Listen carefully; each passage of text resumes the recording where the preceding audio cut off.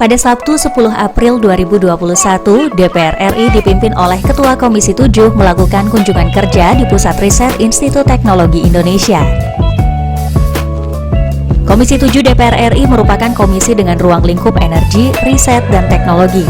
ITI menyuguhkan hasil riset dan inovasi mahasiswa, dosen, dan mitra yang dibagi menjadi beberapa kategori, diantaranya energi, lingkungan, teknologi, material maju, infrastruktur, pangan, kesehatan, dan kecantikan.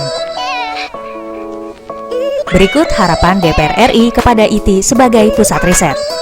Ke depan, institut ini saya kira menjadi bagian integral dari sistem pendidikan nasional yang akan menghasilkan produk-produk sumber daya manusia maupun produk-produk riset yang membawa kemajuan sebuah bangsa. Ingat, kita ini sebagai sebuah bangsa ada sebuah rasio kita masih relatif rendah dari produk-produk inovasi kita dibandingkan negara-negara ASEAN sekalipun. Bayangkan itu.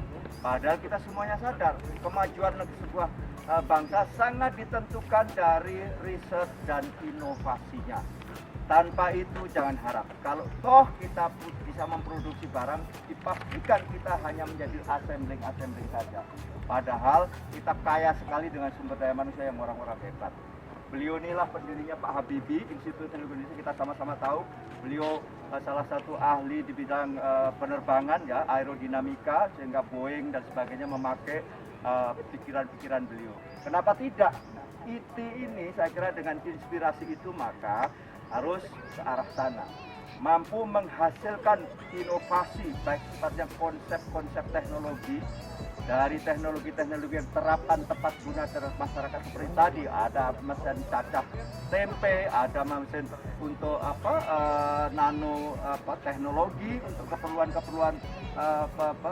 perikanan misalnya, sampai untuk konsep-konsep besar menyangkut teknologi-teknologi yang jauh lebih sophisticated seperti teknologi robotik. Sebagaimana kita akui sekarang ini industri sangat juga disupport atau memanfaatkan teknologi-teknologi robotik yang saya kira ITI harus ke sana arahnya.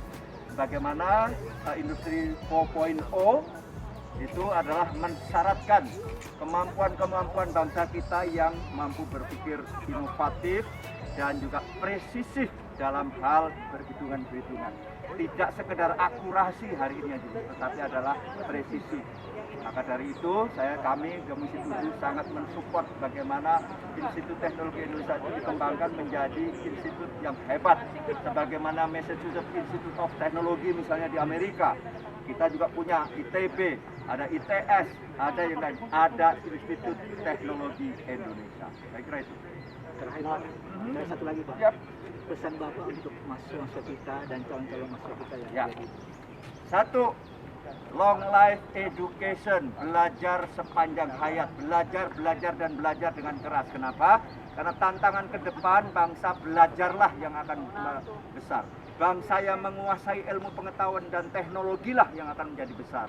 Dan kita semuanya pertaruhkan kepada mahasiswa, betul?